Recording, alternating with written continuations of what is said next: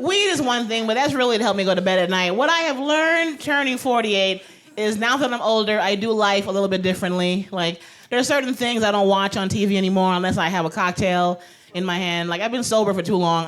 My new plan is for the next 50 years, no more sober. I want to be a little bit lit all day, every day, for no reason, okay? When you watch HGTV, please be tipsy. Please be a little bit drunk. That is how you watch that. Because when I'm sober, I'm like, look at this cute couple. Look at how cute they are. But if I'm drunk, what the fuck did they touch by? It's a whole different world. For example, I get tipsy now, a glass of wine, but as a woman, it's really a bottle. We know, right?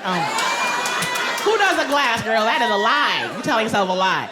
But I have a glass of wine and I watch HGTV. The first show I've gotten used to with a little bit of buzz in me is Tiny House Hunters.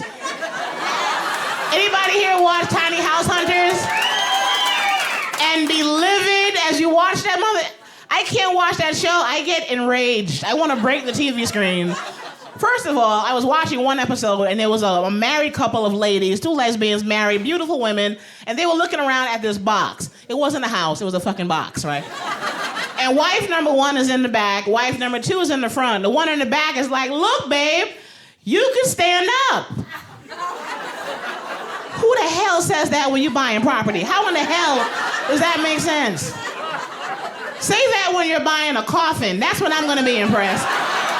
Like, look, babe, you can stand up. It's a big-ass box. Then I'm impressed. But not for a house, bitch. That's not...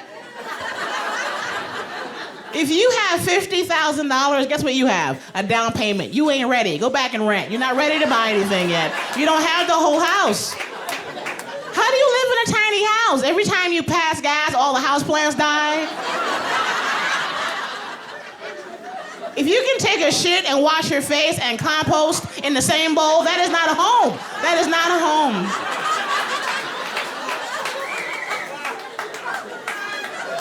And only Caucasians, only white folks want to live in a goddamn tiny house.